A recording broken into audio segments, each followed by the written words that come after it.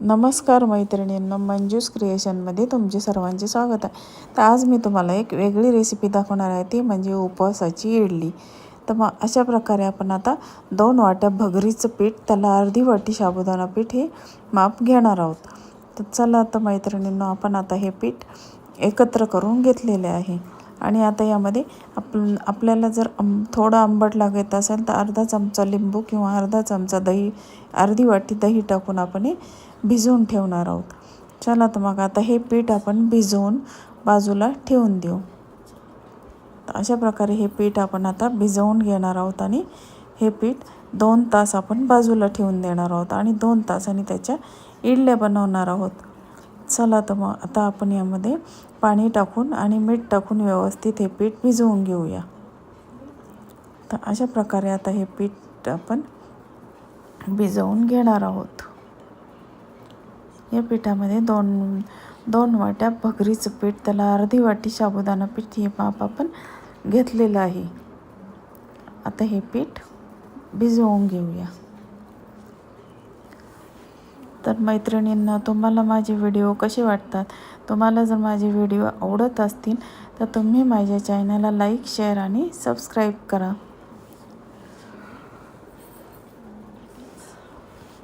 अशा प्रकारे आपण आता हे पीठ घेतलेलं आहे आणि यामध्ये आता पाणी टाकून आपण भिजवून घेतलं आहे. तर अशा प्रकारे हे भिजवून आपण आता बाजूला 2 तास बाजूला ठेवून देणार आहोत आणि 2 तासांनी त्याच्या इडल्या बनवणार आहोत.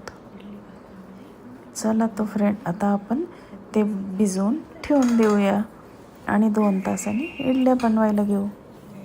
तर आता आपलं पीठ हे रेडी झालं आहे इडलीसाठी 2 तासांनी. तर मग अशा प्रकारे आता आपण गॅसवर इडली पात्र ठेवून त्यामध्ये या इडल्या टाकून घेणार आहोत. त्या इडली पात्राला थोडंसं शेंगादाणा तेल किंवा तूप लावून त्याच्यामध्ये आपण इडली टाकून घेऊया. तर अशा प्रकारे आपण आता इडली पात्रामध्ये इडली टाकून घेतलेली आहे. हे पीठ टाकून घेतलेलं आहे ना. आता आपण त्याच्या इडल्या बनवून घेणार आहोत.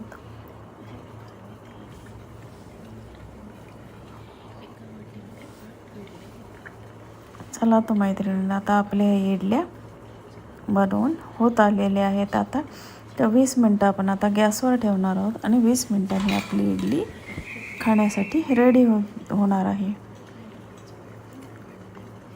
चला तर फ्रेंड, आता आपली इडली तयार झालेली आहे.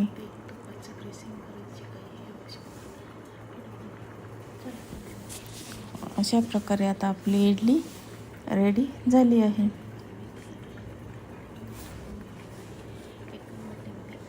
खाण्यासाठी रेडी झाली आहे. आता आपण त्या इडलीसाठी चटणी बनवून घेणार आहोत. आता त्या इडलीसाठी चटणी बनवण्यासाठी आपण थोडेसे शेंगादाणे घेऊन ते पाण्यामध्ये अर्धा तास भिजत ठेवायची. तर अशा प्रकारे आपण शेंगदाणे हे भिजत ठेवलेले आहे पाण्यामध्ये आणि आता त्यामधले पाणी काढून आपण ते मिक्सरमध्ये त्याची चटणी बनवून घेऊया.